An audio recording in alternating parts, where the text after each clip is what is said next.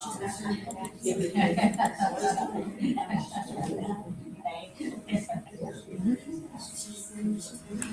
evening, ladies and gentlemen, and welcome to the September meeting of the Essex branch of the Ontario Genealogical Society.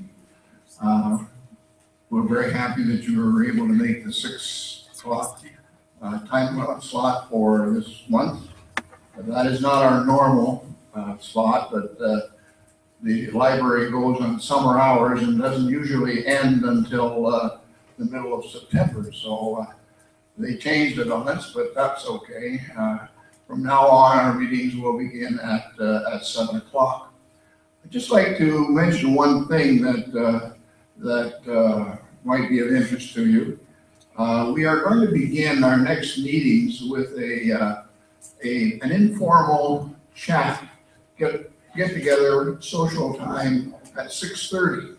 So if you would like to come early, have an opportunity to come early in future meetings, we will simply, as I say, it'll be a social time. You'll get to meet a few people and maybe find some people who are doing the same sort of thing that you are doing. Just out of curiosity, how many people are here for the first time? Very, very good. Appreciate your attendance. May I just ask very quickly what family you're interested in terms of researching, or? Just here to get some information. That'll be fine. Anyone else? Yes? I'm doing research on my mother's family named Tiefenbach. Tiefenbach? T-I-E-F-E-N. Okay, Tiefenbach. I found back in the 1743. Okay, very 5 good. generations. Anyone else? Doing it since November. I have a route to follow, but now I'm just here for trying to get help authenticating it. And my last name is Bufor, and we're strong in this area. Very good, thank you. And anyone else? Okay, just one bit of information that you need to know, I suppose, at this point. We have been trying to move our meetings into the electronic age. So I'll give an explanation for that. We have about 3/4 of our membership, which is in the neighborhood of about 200 people, who belong to the branch, who have roots in Essex County, but don't live anywhere near Essex County. And one of the things that the Genealogical Society of Province has done is to try and institute opportunities electronically for people to join the meeting. And at this point, I will tell you that this meeting is now being live streamed over the internet. And so if you can't get to a meeting at any time, you can always go on the internet and locate the meeting itself. We tell you that it is live streamed. So as I say, it's an opportunity for people to join us from a distance, and we find that to be very useful for sure. Just a few things that we wanted to share with you. We are a branch of the Ontario Genealogical Society. There are branches throughout the province, in most of the counties in the province. And so if you're interested in joining, and we would certainly encourage you to do so, that you can get a great deal of number of services, not only locally through this branch, but through the provincial Genealogical Society as well. So please consider that opportunity. Contacting the society, the provincial email address is there, OGS-ONT. Our own branch address is below, and so as indicated there, /Essex at the end.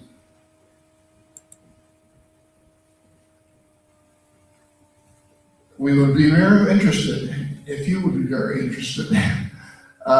We are a volunteer organization and depend on volunteers to keep the services going and to keep the branch going.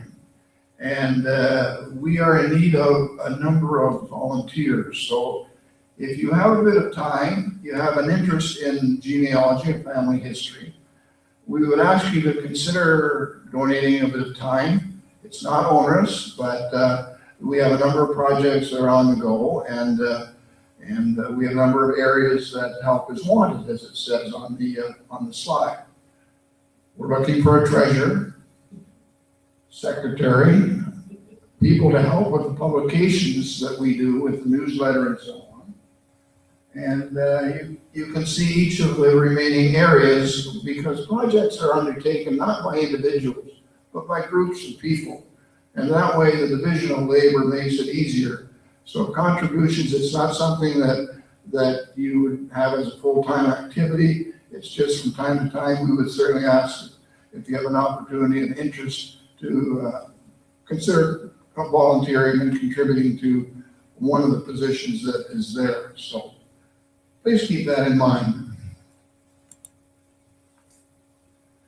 We meet as a council, the executive council, and last month in August, we had the opportunity, and were given the opportunity to have our meeting in the Calmer and District Historical Society Museum, which may be something new to many of you. It's a wonderful agricultural museum in the county near Calmer.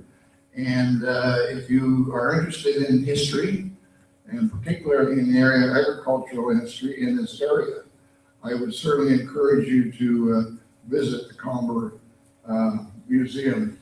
It's a wonderful place to see. Some upcoming events in the same general area.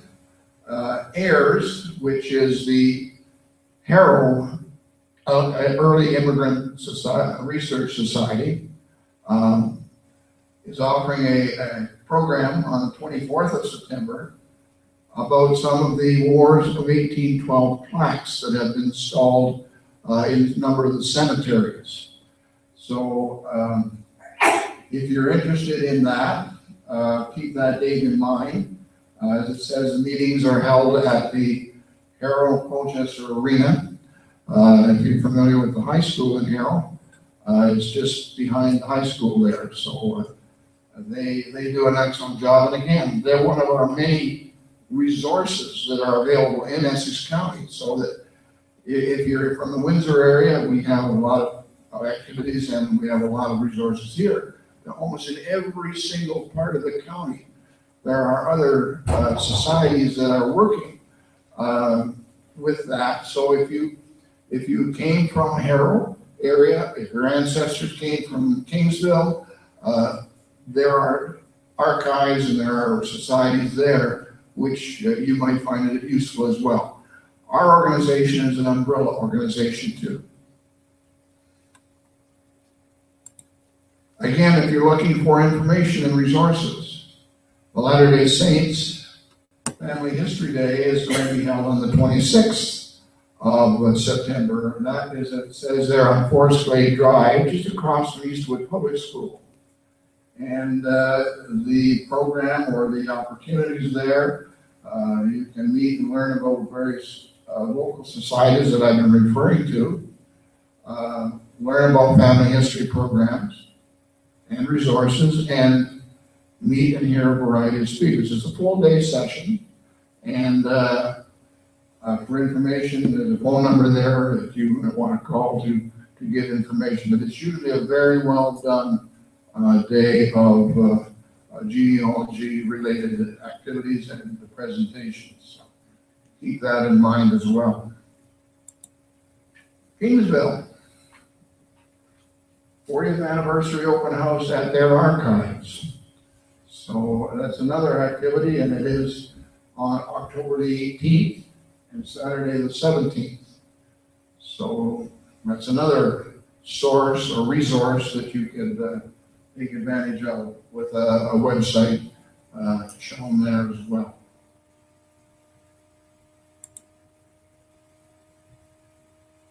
The next meeting for our group in October, we meet on the second Tuesday of the month, or In this case, it will be, the second Monday of each month. In this case, it will be a Tuesday because of Thanksgiving on the 12th of October. So our next meeting will be here on the 13th of October. And as I said earlier, the starting time during our regular year will be 7 o'clock, social hour at 6:30. Okay, that's the information background, and hopefully you can take advantage of some of the opportunities that we have suggested here. And we again certainly welcome new people to our meeting tonight. I'd like to just introduce the guest speaker tonight. And again, a genealogical topic that I think is of interest to many people. Your family wills are around, and you're looking for information about that. Where do you find them? What sort of information do you need to know in order to make that search? So we're very happy to have with us tonight Debra Honor. Debra is very familiar to many of you. She has been a long-standing member of this branch and has served on the provincial executive for the Ontario Genealogical Society for a number of years. And she has a tremendous amount of expertise and experience, and will provide to us, I'm sure, a very targeted topic tonight in wills. And I like the title, Where There's a Will, You Finish It. So it gives me great pleasure to introduce Debra Honor, and let's hear what she has to say. Debra.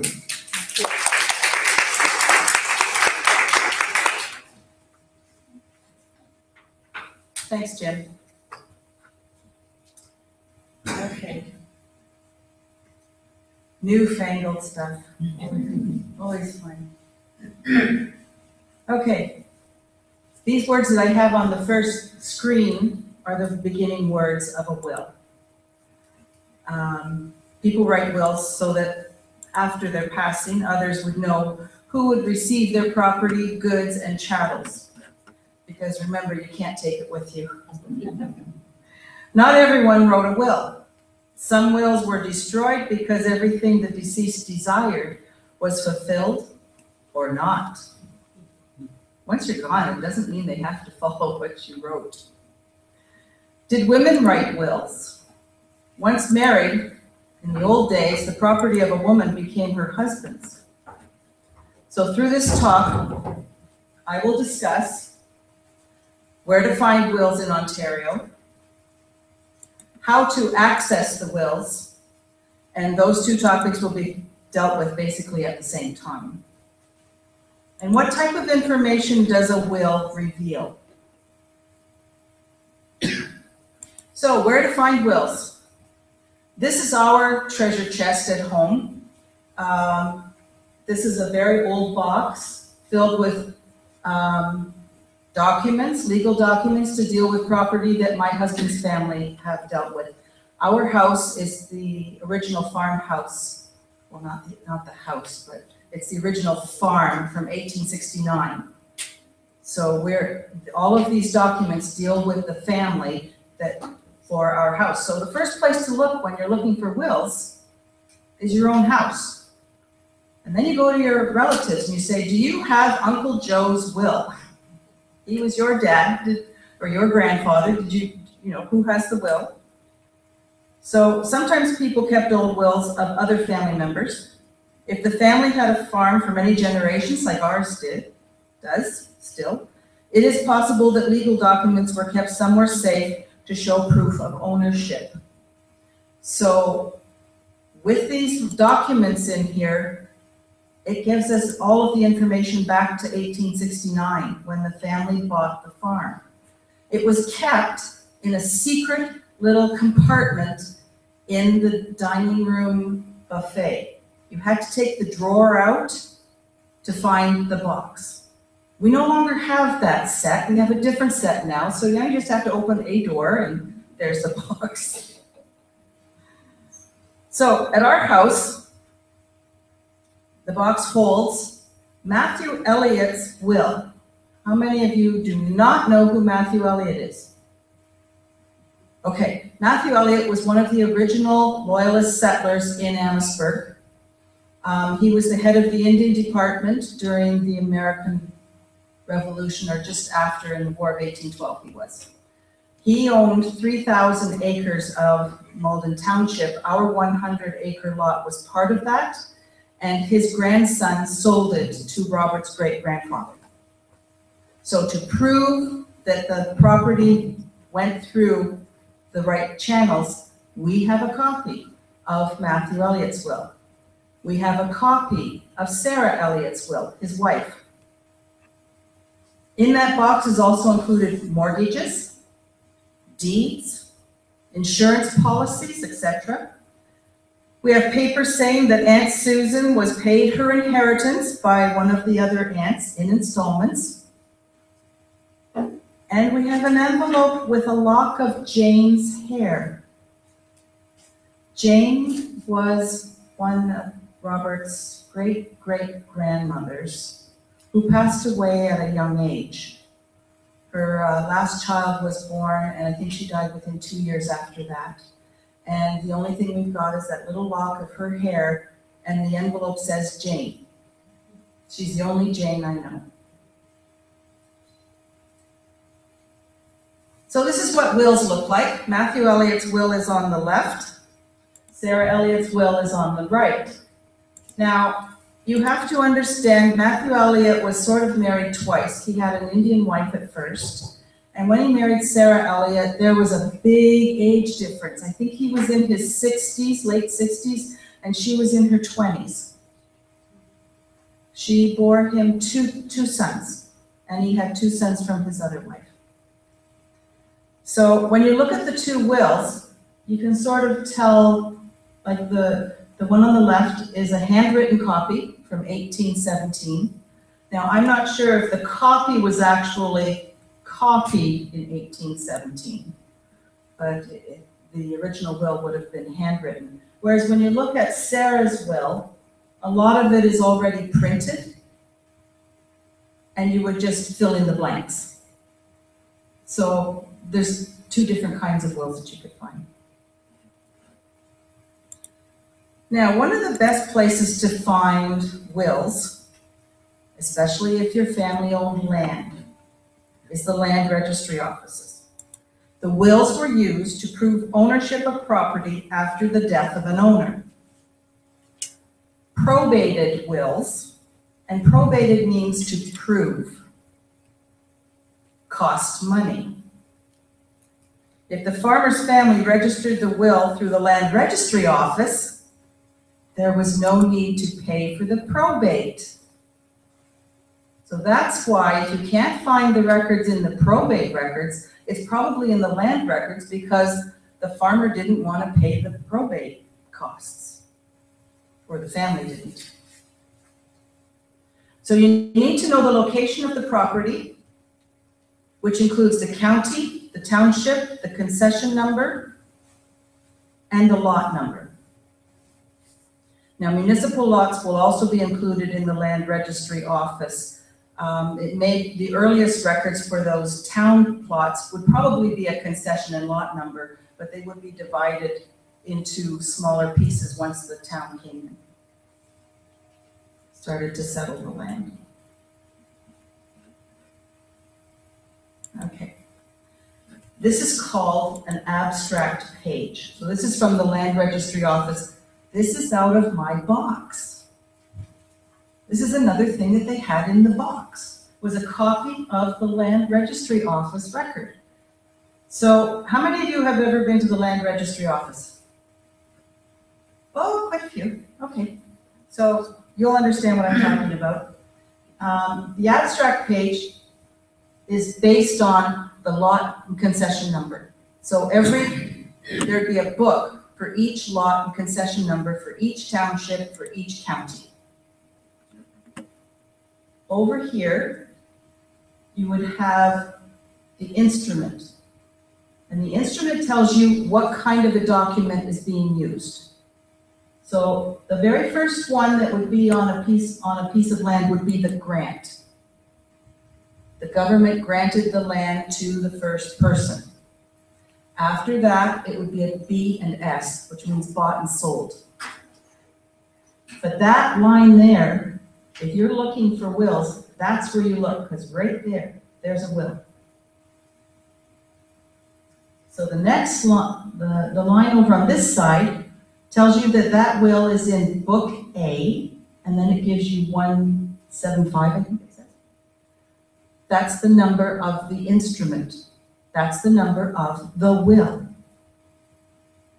So when you go to the land registry office, you say, I want a copy, I want to see that will. So you look at it, it says this is the right one. Then you say, I'd like a photocopy of it.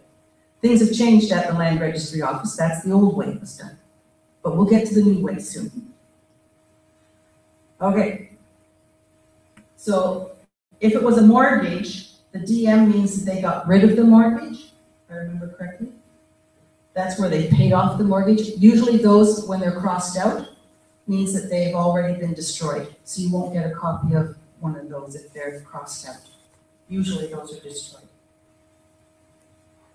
Okay. I hit the wrong button. Okay, back around 1998, there was a group called Applerod, and it stands for the Association for the Preservation of Ontario Land Registry Office Documents. The government was spending too much money on renting space to put all of these documents. They couldn't afford it anymore. But people got up in arms and they said, we don't want these documents destroyed, we want them saved. So Applerod went through, and now the government did microfilm. But if you know anything about people who microfilm, sometimes they miss pages, sometimes the page that they microfilmed wasn't done properly, and it was difficult to read. So after they cataloged everything, and they were surprised at the kinds of things you could find in the land registry office, because sometimes they found people's personal belongings. They found jewelry that people had put in a safe place in the land registry office. They found very different things than what you would expect to find in a land registry office. Now, the records were kept in different places.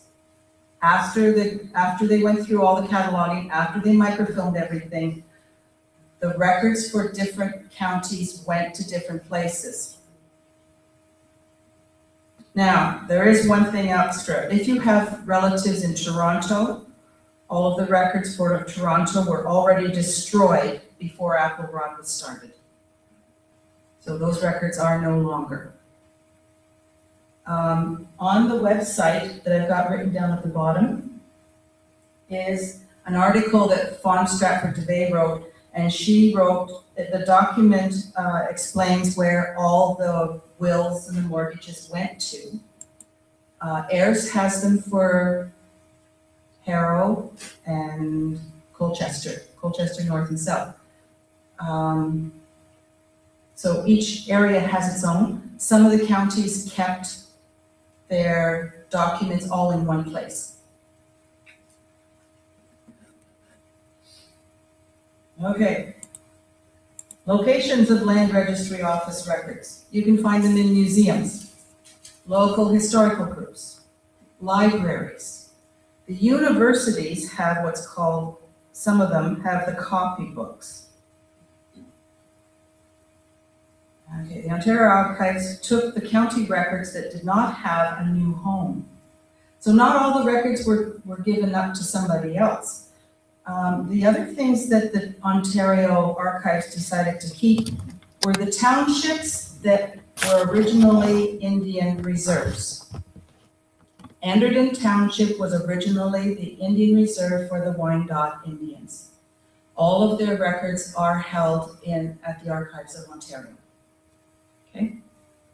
So that would be the same for any other, because they've got all these land problems with our Aboriginal people. So therefore, all of those legal records are now kept at the Ontario Archives. Anderton Township was a reserve up until 1843. And that's when the White family, I think he was the chief at the time, was starting to sell off some of the property to settlers. Okay, for Essex County, we have, the Marsh collection has Amherstburg and Malden Township, and there's about 100 wills there. Ayers has Harrow and Colchester North and South Township. They have the photocopies of the wills. Now, they don't have them all in with the land registry records. They have divided them up into the families. So if yours was the Ouellette family, they would have all the wills in their files under the Ouellette family file. That's how they've dealt with the wills. Kingsville-Gosfield Heritage Society has the wills for their area of Kingsville and Gosfield Township, and they've done the same thing as Ayers. The University of Windsor has the copybooks for Essex and Kent County. The copybooks are interesting. They're before photocopiers. You want a copy of something, you have to have somebody sit down and actually write it out and copy it. And that's what the copybooks are. So they've got all these books for each piece of property, lot concession number, and you can go through it and read what all the documents say. The Kent County ones are really nice because that person at the land registry office also alphabetized them by people's names. It is not done for Essex County, but it is done for Kent. So Kent would be a lot easier to find the different pieces of property connected to that family name. The Ontario, oh, I told you about the Ontario Archives already. Okay, I went to the Ontario Archives recently, and this is the page that describes their documents. They are microfilming everything. That's why there is the old microfilm number and a new microfilm number. So for Essex County, they've got Amherstburg, Anderton, Colchester, Essex arranged by township, Gosfield, Kingsville, Maidstone, all the different places. They are not done the whole province. So if your family comes from another area, please check with the Ontario Archives to see if that county has been done yet. But they are working on it and getting them microfilmed.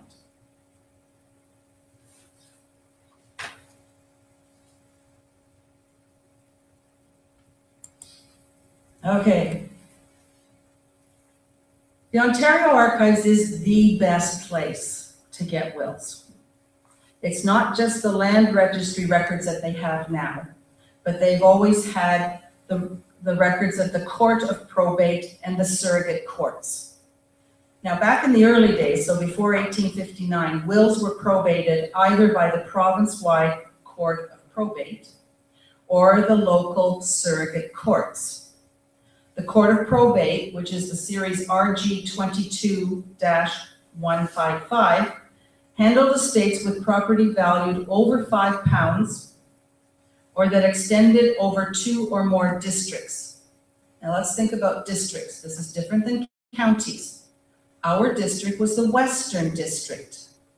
Therefore, it included Lambton, Kent, and Essex counties. And then there was a York district, I think, and the Niagara district. So it covers more than just one county. The surrogate courts handled smaller estates with property within one district. With the abolition of the court of probate in 1858, the surrogate courts assumed complete responsibility for estate actions. Now, the estate records is more than just the wills. The estate would also have the letters of the administration. So after the person dies, the will would be registered in the probate office, and then you would have the executors signing up and saying, yes, we've done everything that the person wanted in the will. So it's all legal stuff in there. So the Ontario Court, just checking my records here. The Ontario Court of Probate and Surrogate Court records, wills and estate files are RG 22. Now, the probate records have a different inventory than the surrogate court records in the Ontario Archives website. From 1785 to 1930, the registers, also known as the probate and administration books, are on microfilm that can be borrowed through interlibrary loan. Follow the instructions given by the Ontario Archives website to locate the will through the index first, and then order the appropriate microfilm by number. Using the indexes to find an estate after 1858, if you know the county or district in which the estate was handled, use the location table below, that's what it says on the webpage, to link to the appropriate jurisdiction. So if you're looking for Essex County, you would look for the Essex County area and click on that, and then you would get the list that are available for Essex County. How to use them to obtain a file number. Follow the instructions carefully, as each county index their files differently. So I'm not going to go and explain all the different ways that it's done, but so please check with their website. Any wills processed in the last 40 years are with the County Surrogate Court Justice Estates Division. So you have to go downtown Windsor for Essex County. To access the records, one must go and give the name of the person and the date they passed away. Everything is now on the computer for them. The newest records are in the computer database, but the court may still have some of the older records in the old ledger books. The only problem is when I went there, they didn't realize they still had the old ledger books, and they were on my side of the wall and not on their side. And when we did find them, I could find what I was looking for. There is a fee to access these records. When I did it 2 years ago now, it was $61. Plus photocopying of $22 for the first 5 pages, and $2 per page afterwards. It's expensive. If the will has been recently deposited with the Ontario Archives, the fee of $61 will be reimbursed because you can get it for free. The older the will, if it's not within the last 40 years, as soon as the archives has them, they're free, except for the regular photocopying charges. Okay, other resources.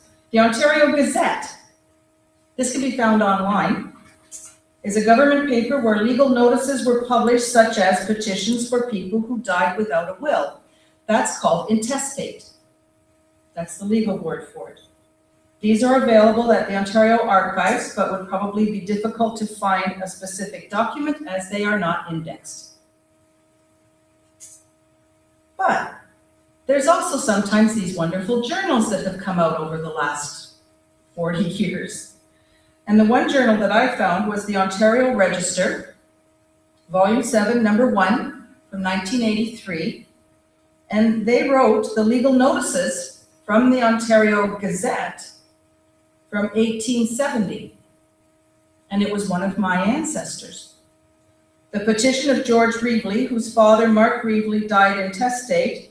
In other words, he died without making a will, and therefore George Reevely wrote a petition naming all the children of Mark Reevely and some of the grandchildren whose parent had passed away as the beneficiaries of the father's estate. So this is another way, even if they didn't write a will, maybe there was some other petition that has been written to find out family relationships. So this is from the Ontario Register. The 6th of June, 1857, Mark Reevely died intestate without a will. And this was what was written in the journal. Now, I'm going to start with this one, and then I will talk about wills. It's just an easier way of doing things. The son, George A. Reevely, is proving through this document that the persons named below were equal co-heirs of Mark Reevely's property of Lot 23, Concession 4, Wyndham Township, Norfolk County. He names all his brothers and sisters. The sisters are listed with their married names. Some of the brothers and sisters have passed away. So the children of the brother or sister are named as heirs at law of their parent. Now, the one that's important to me, whoops, let's try this again, hit the wrong button, is this one right here, number 5. So it names Philip Butler, George Butler, Mary Ellen Butler, Abner Butler, and Catherine Butler, heirs at law of Henrietta Butler, formerly Reevely, deceased, who was also one of the co-heirs of Mark Reevely, deceased, are jointly entitled to 1/10 part, subject to the tenancy by courtesy of Daniel Butler, husband of said Henrietta. Gives the wife's name, her maiden name, her husband's name, their children. Right there. And you know who the grandfather is. Okay, remember the land registry records? This is the land registry record for that piece of property, lot 23, concession 4. Now, the indenture number is 21799. So I have it up here. It's right there. See, it's got a little star beside it. I did not put the star there. That's not mine. That's theirs. This is just the way it is in the land registry office. But it says bought and sold 1866, and Reevely and 9 others, and then that's the description of the property, northeast part 34. Okay, so even if it's got 200 acres in a lot, it can be divided up, the north half, the south half, the east half. The one thing about this that really is strange is that usually these numbers are in chronological order. In other words, every time there's a new document on this land or on any piece of land in the county, it starts with the next number. So the numbers should be in order, even though there's numbers missing in between. Okay, the number at the top should be smaller than the number at the bottom. But if you look here, we've got a 22063 up here. That should go down here. Oh, there it is again. Interesting, like the numbers just don't quite match up. Now that star. This is the beginning page of lot 23. Notice the grant is down here.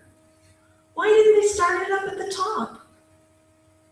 They started it down here, but there's that star, 21799, bought and sold. They just used up the piece about my family, and they've named all of the Reevleys here that had something to do with that property in that petition. So when you go to look at the documents in a land registry record, don't look just for your family names, but look at all of the pages and just see what's happened with. They might be filling up a space that they needed. Okay. Oh, there was one more thing. On the list of Reevely names on the instrument 21799, dated in 1866, it lists Henrietta Butler as being alive. And on that petition that we found in the Ontario Register, it was written in 1870. It named all of her children, didn't it? Because she had died. So she had died between the time of 1866 on the land registry record and the 1870, when the petition was still being worked on. So that's another clue that you can find with the land registry records. Okay, what do wills reveal? Spouse of deceased, children of deceased, grandchildren of deceased, siblings of deceased, property, both land and personal effects, and how the deceased would like the property to be divided. Sometimes the death date of the deceased is in with the letters of administration, and that comes in very handy as well. Okay. So I'm going to give you some examples of some wills that I have in my family. And this is the will of Abram Truax, the 12th of May, 1847. Ontario Archives, I found it. It was on reel GS1 748, reel 721. If you go to the archives, they've got the nicest microfilm readers because the copy that you have is on a computer page. So there's no bright light at the back that you got the dark all around it and the bright light in the middle so that you can't read the words in the middle. It looks like a real document. It's marvelous. Okay, Abraham Truax Sr. wrote his will on the 12th of May. I've written some of the stuff in red so it sort of you can see it better. He was from Romney Township, County Kent, and he was a farmer.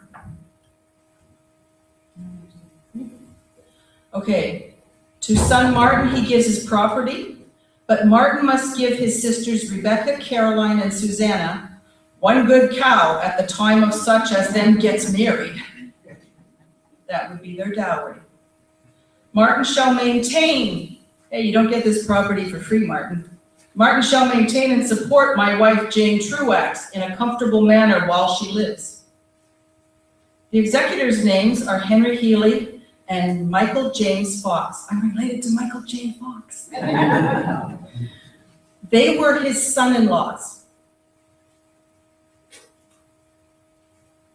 The will was probated on the 5th of March, 1850, so about 3 years later, by the executors, and they state the day that Abraham Truax died, which was the 28th of October, 1849.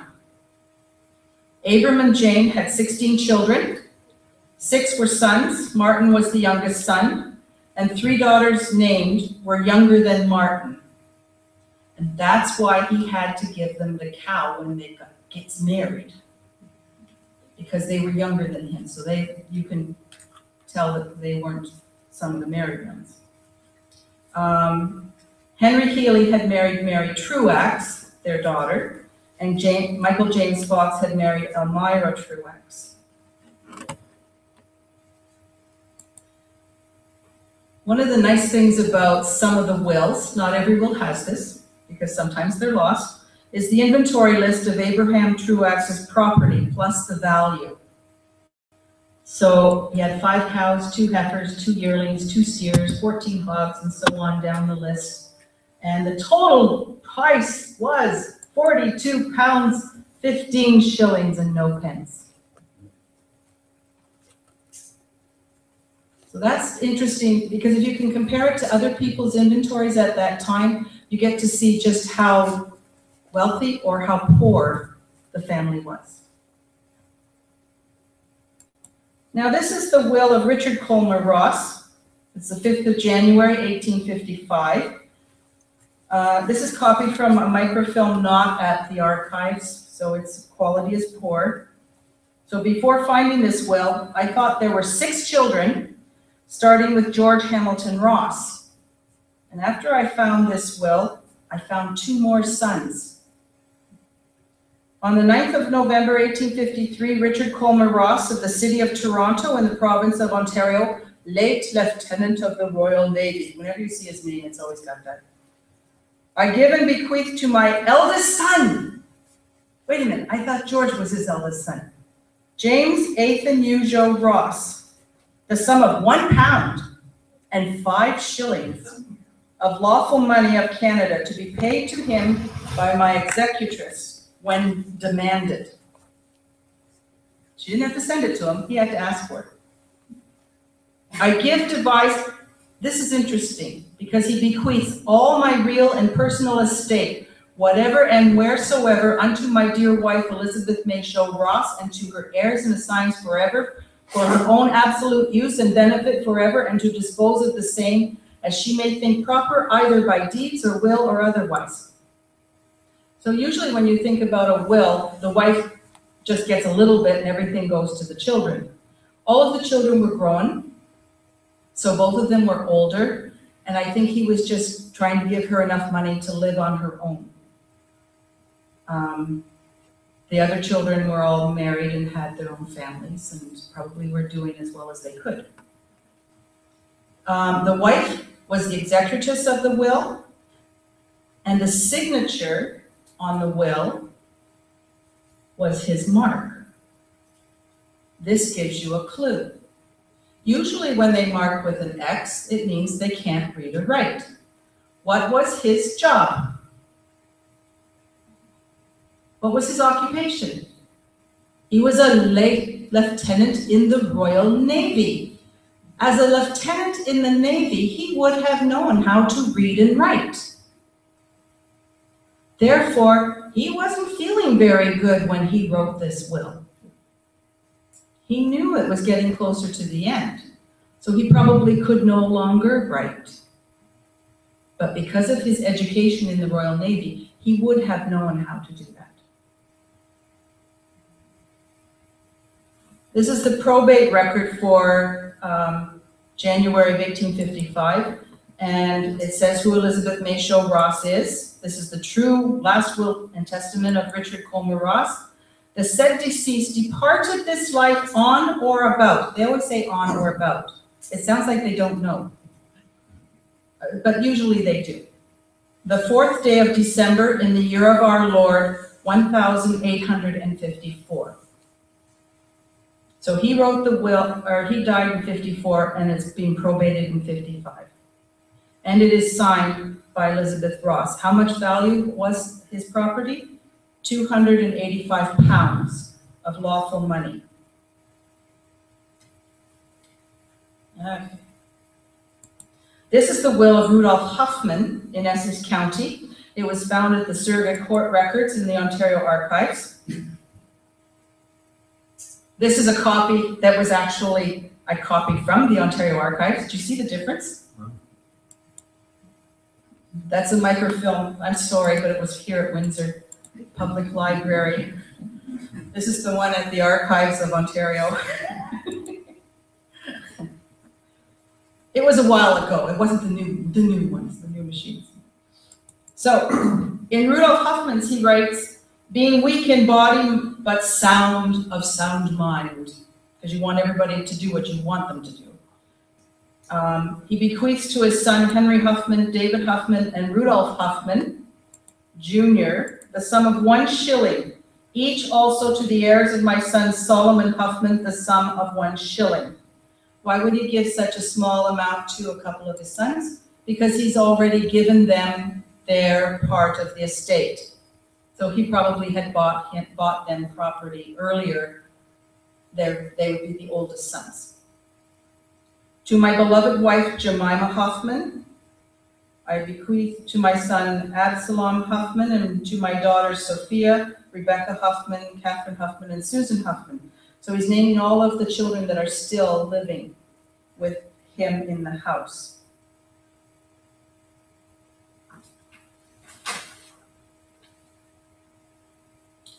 Okay.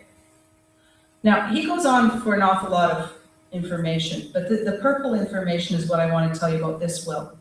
I also bequeath an order that provided the land should pass into the possession of strangers, or that any difficulty might arise on account of the burying ground, because in those days your family got buried on the farm. I hereby reserve and will 1/4 of an acre for a graveyard for the use of my descendants.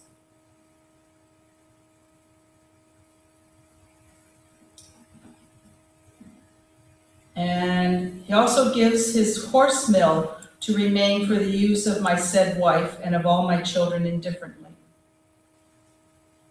Number 35, this is the probate of the will. So he wrote his will in 1839 in September. Oh, the 5th of September in 1839. He died the 9th of October, 1839. And it was probated the 7th of November, 1839. Very quickly. He departed this life on the 9th of October last. It was was signed by Henry Huffman, his son. And the Huffman Cemetery is still in Essex County. That's the thing that I wanted to show you.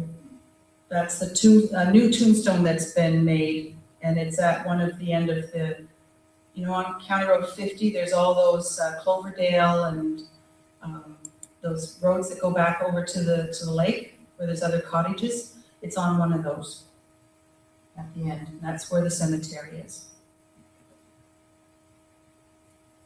Okay. This is the will for Philip Butler. In 1866, it's for concession 12, lot 3. Again, his 2 eldest sons, Daniel H. Butler gets a sum of $5, and so does Henry, because he'd already hereto had their share of my property. Unto my son Abner, the half of my homestead farm, and also subject to the comfortable maintenance of my wife Jane Butler during her natural life or widowhood, together with part of the dwelling house. So she gets half the house and he gets half the house. It's got a whole bunch of other kids. On this will, that's a page with the writing.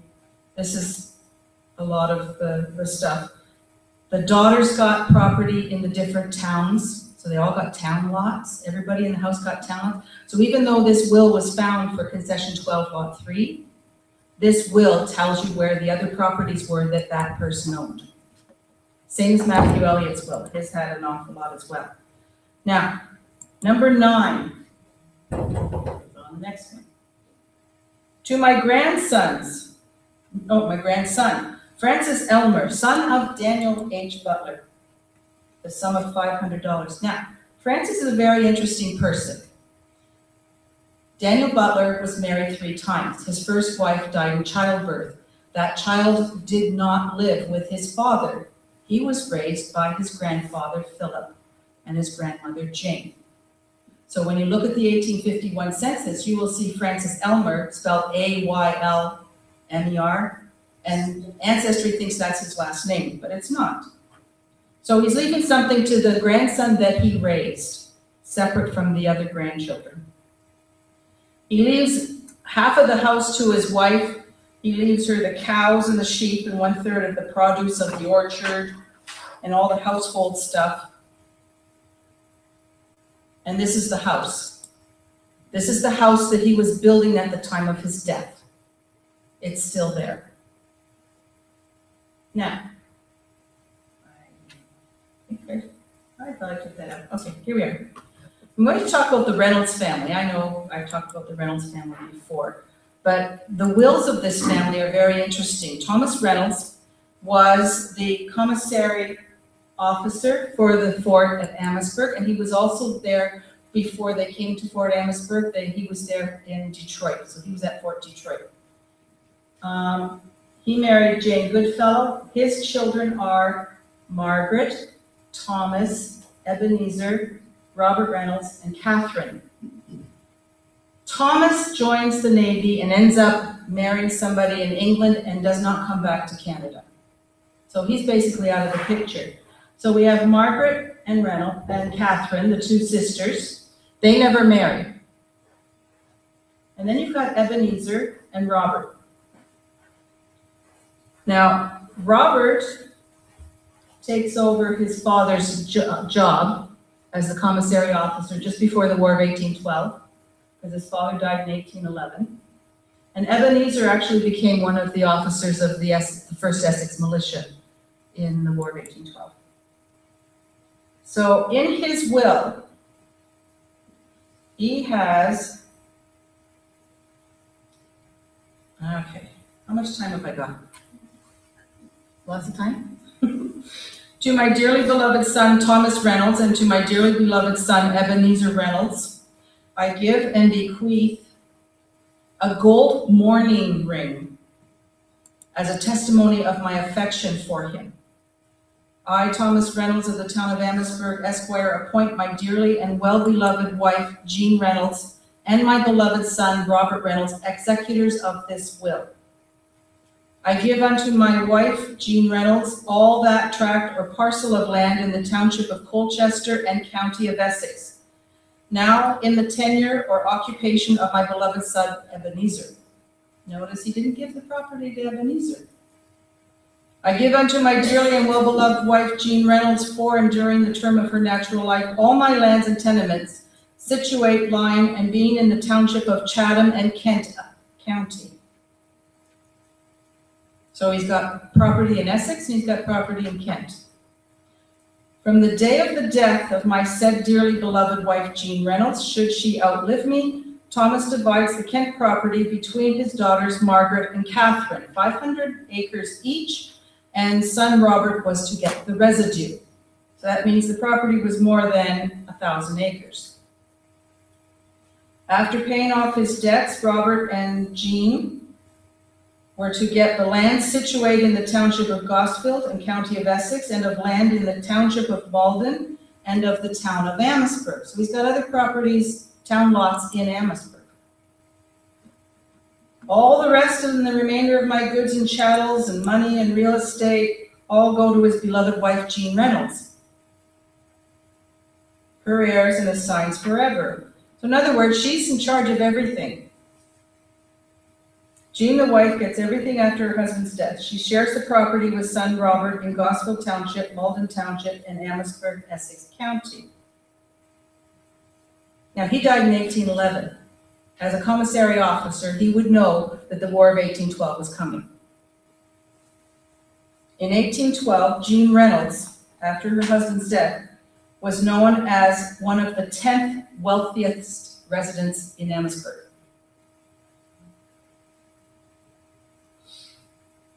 Okay, sir. Now let's look at Jean's will.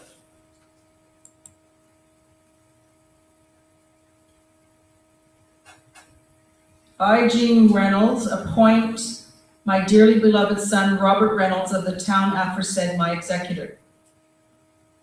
After her debts are paid, she gives Margaret and Catherine the property in Kent County that her husband gave to them after their mother's death. That's when they're to get the property. She dies the 29th day of November. She signs it the 29th day of November in the year of our Lord, 812. So let's look at some of these dates. Robert Reynolds took over his father's position in 1811. The War of 1812 started on the 18th of June, 1812. Jean wrote her will on the 29th of November, 1812. In her will, she gives everything to Margaret and Catherine. She does not leave anything to Ebenezer. She does not leave anything to Robert. Now, remember, in Thomas's will, Robert did get stuff separate from his mother's stuff. So he was already set. He had a job. But she leaves everything to the two daughters. Why do you think she'd leave everything to the two daughters? Killed in the war. That's right. The sons could very easily be killed in the war. Then who's going to take over the property? Or if the Americans end up in the country forever, maybe they would feel okay that these women get the property and the land could still stay in their hands. You have to try and think of how they're thinking at the time the will is written. This is war. Your sons could die. At least it would stay in the family because the girls aren't going to be in the war.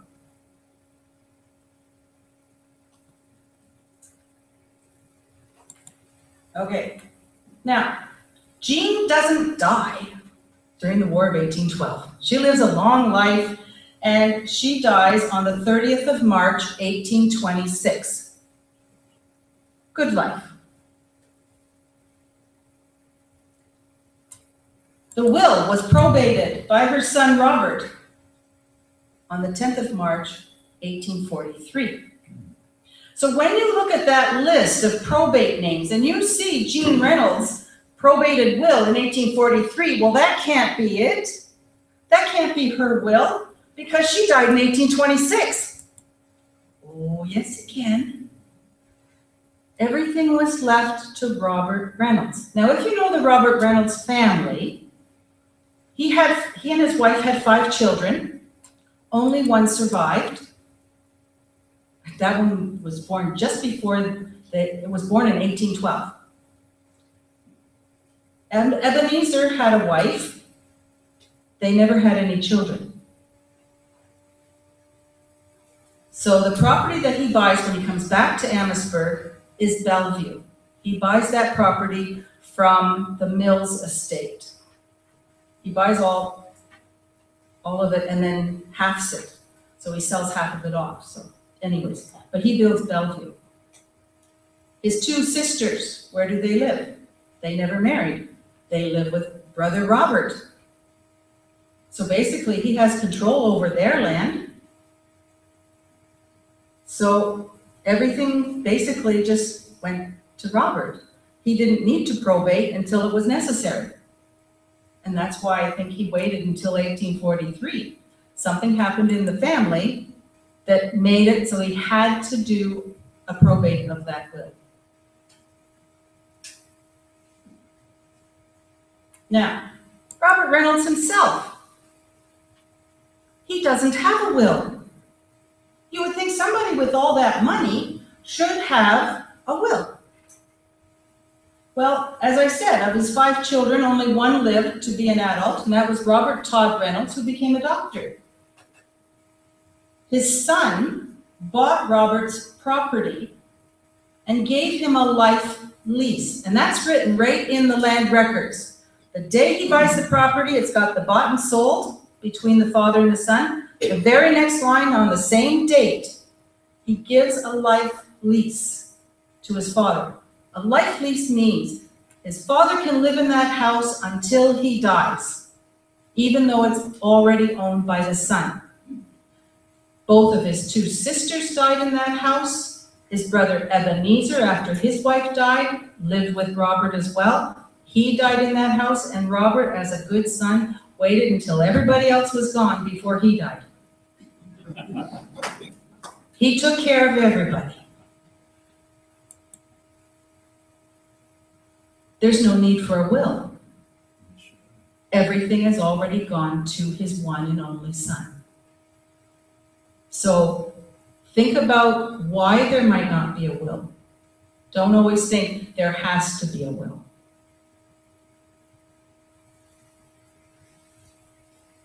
So thank you.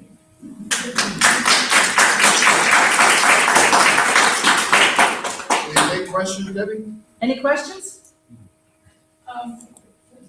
Oh, the one in the back. Okay, so, I have relatives in Toronto, Yes.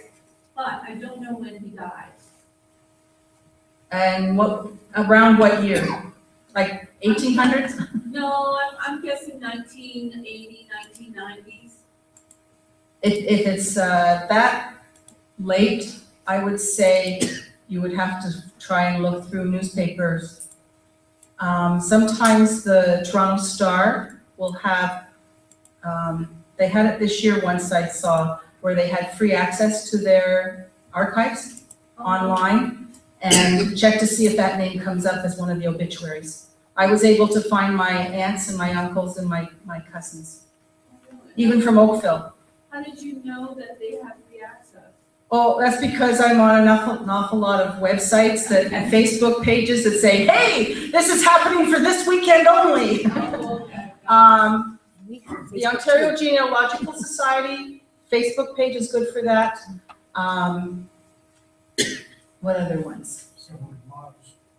Yeah, some of the blogs are. Thomas McKenty will tell you about things that are free, basically down in the States. But that's one way to find out.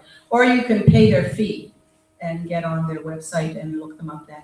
Well, Ontario, the archives won't have anything? No, not for 1983 because those are privacy issues. The records that are available at the Ontario Archives for births, marriages, and deaths have a specific date for each of them as to how far back they can go. What about the land thing? No, wouldn't they have a land thing? If there's land, yes, land is public.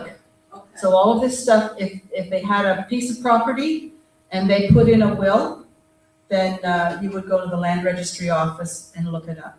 Okay, thank you. Okay, That was going to be my question, is there a privacy issue, and if so, roughly how far back does it go, you know? not for land registry records. Not for wills? For wills, It's whatever you can find. It's not, there's no actual, if they're connected with the land, it becomes public information. The Ontario Archives would be probates, and with the surrogate court records, it's that 40-year gap. And those 40 years from this year back 40 years, those are held at the surrogate courts in the counties. That's where you have to pay the $61 for it.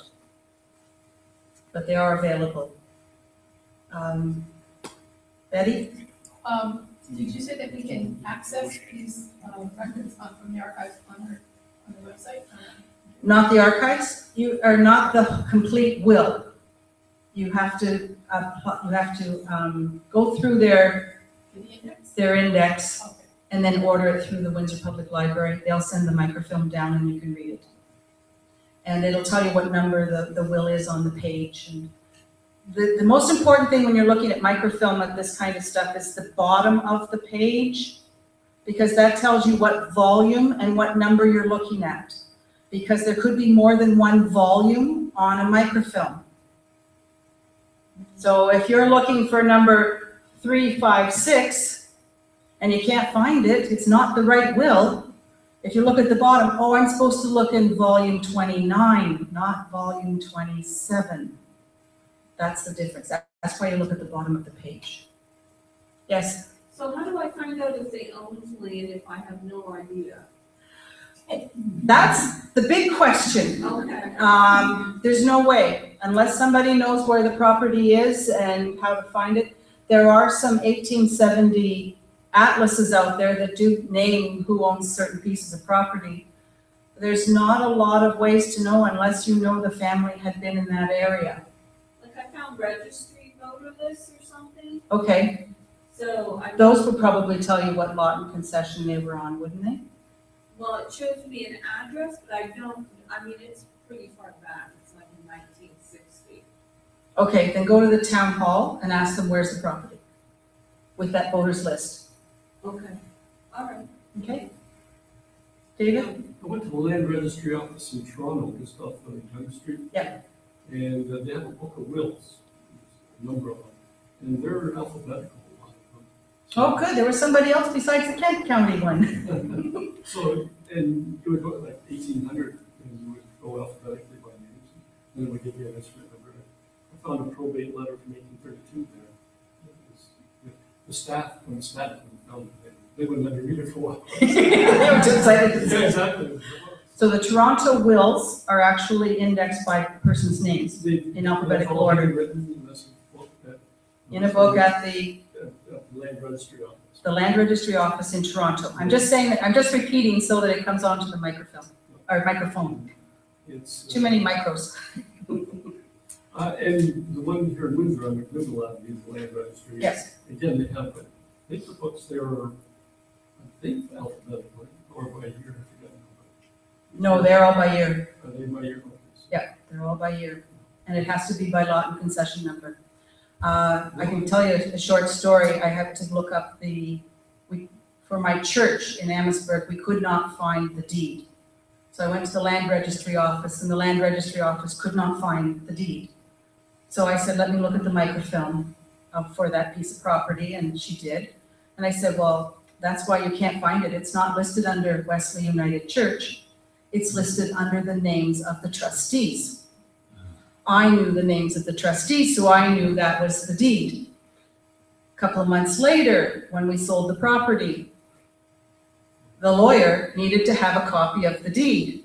He sent his people to the land registry office. They couldn't find it. So I just happened to be on vacation, but I had made a copy for myself and a copy for the church, so we would have an extra copy somewhere. And they came into the office, he said, we can't find the deed at the land registry office. Well, here it is, Debbie found it. Hire her. You have to know what you're looking for. You have to know the names that are connected. And that's why they couldn't find Wesley United Church, because it wasn't under that. Because the United Church doesn't have it under, the land isn't owned by Wesley United, it's owned by the trustees in trust for the United Church of Canada. So that's what the trustee's job is. Yes? On some of the wills, people were getting £1 or $1.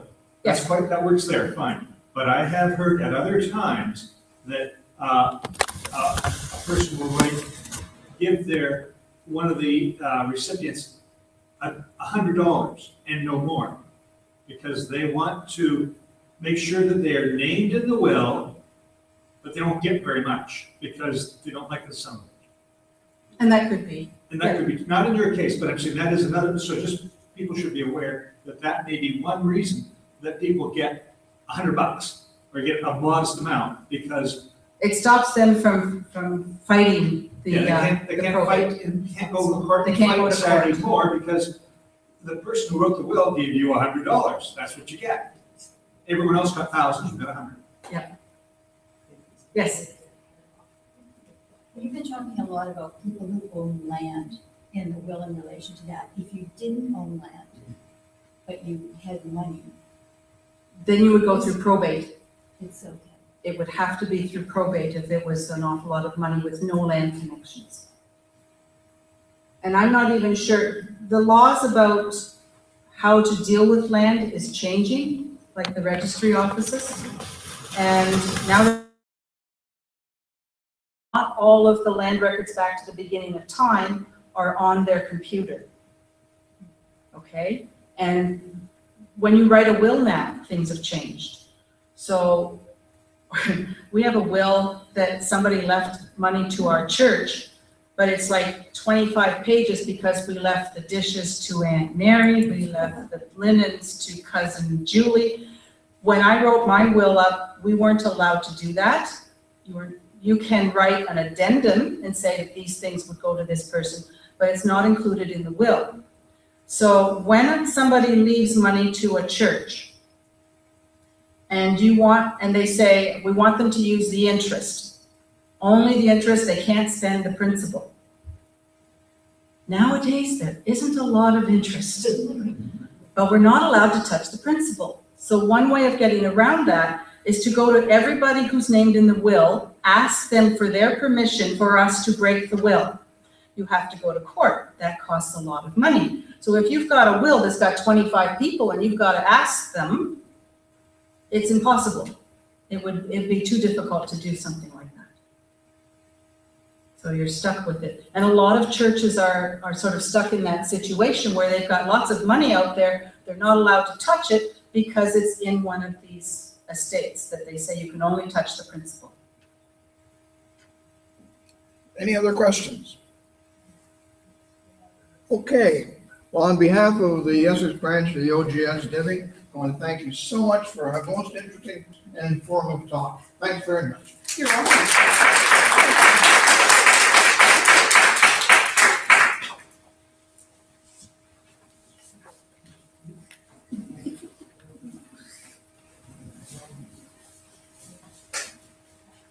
Okay, ladies and gentlemen, if you would like to spend a few minutes socializing, asking some questions informally, please do so. The next meeting, as I said, will be on the 13th of October, and it will be at 7 o'clock, back to our normal 7 o'clock time, and it will be here as well.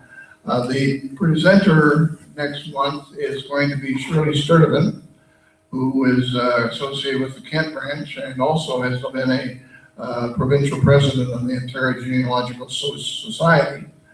And I'm not sure at this point, we're still talking about possible topics for that. So if you keep your eyes on the newspapers and the other advertisements that you look at for the meetings, in the next couple of weeks, I'm sure you'll find a notice about the topic itself. We hope you've enjoyed it. We hope you'll come back. And as I said earlier, if you have the bent for possible volunteering some time, we would greatly appreciate it. Thanks very much.